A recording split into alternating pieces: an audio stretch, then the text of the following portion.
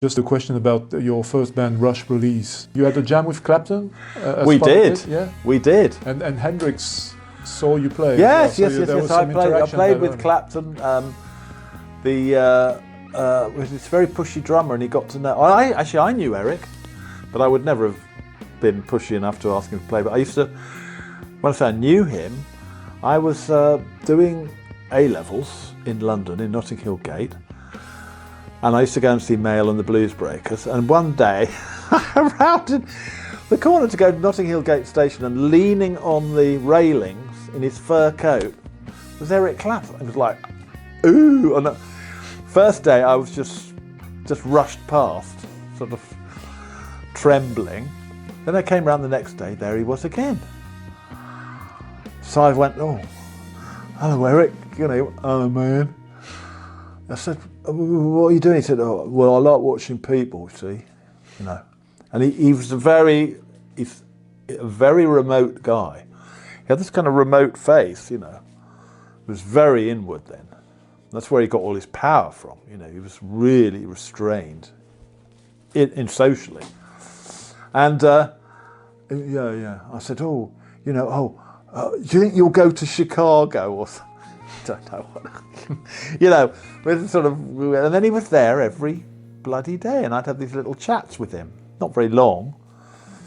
And I told the drummer, who was incredibly pushy, and he went. I think he then kind of got to know him and got friendly with him, and went back to his place. And so when we were rehearsing, he dragged him down, and we played. And I was doing my little jazzy kind of semi-bluesy, semi-jazzy thing. I was about 66. Call it a very proto-early kind of fusiony thing. And he liked it. I wouldn't say he turned him on because he was a real blues man. But he dug it, he thought it was really good, and he sort of raved about me a bit to the drummer when they went back, and he said, well, what do you think, Eric, So he was very complimentary about me. And then we got a gig at the Speakeasy. There again, the drummer got us a gig at Speakeasy, and Hendrix came down, and he was very nice as well. So it was this sort of, I haven't got great claims for what I was playing at the time. I was only 17, 18, but it was, it had these elements of Django and bluesy stuff, and so they quite liked it, and so both of those guys were very complimentary, and that encouraged me actually. Although the thing was, typical me. The band wanted to go professional, but there were elements in the band that weren't up to it, So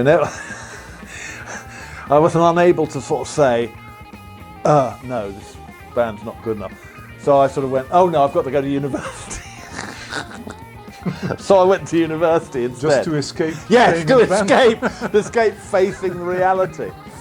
Because really, for all the use my degree was, I should have stayed in London in '67. But I came back in 1970, and things were still going on, and it all worked out quite well. But perhaps if I'd stayed in '67 and.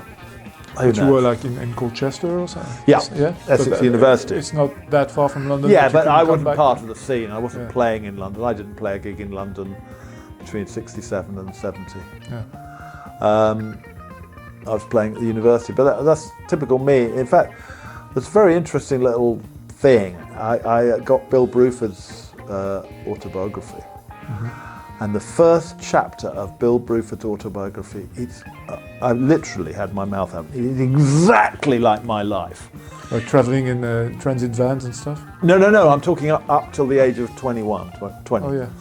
It's exactly like my life. The middle class background, the holidays in Cornwall, the jazz pretensions, the blah, blah, blah. Even as much as having his band and going off to university. And the different thing came in at the age of when he was 19 or 20. So a year into his university course, they phoned up and said, we've got our drummer's shit and we've got a support gig at the Cream final concert. So he said, I'll come down and do it. So he came down from university, did that gig and didn't go back to university. a year into my thing, some of the guys I'd been playing with turned up with their band, and the guitarist actually was quite good. So they didn't sort of say, but I could have easily left after a year at university. I got nowhere, I wasn't interested, I didn't do anything, I was playing guitar all the time. But it's uncanny, Bill Bruford's like absolutely the same. But then of course he's got a completely different personality actually, because he's actually a leader, he's a proper leader. Mm-hmm. And he's also a composer and yeah. So, but that was uncanny. So you know, maybe, so they were very nice to me, you know, those two guys, Clapton and Hendrix, and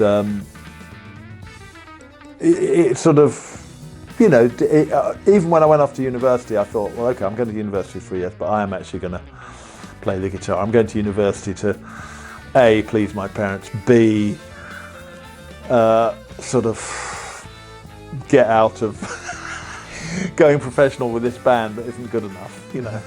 Which, of course, somebody with a bit more character would have said, no, right, we've got to fire him, keep you, forget rid of him.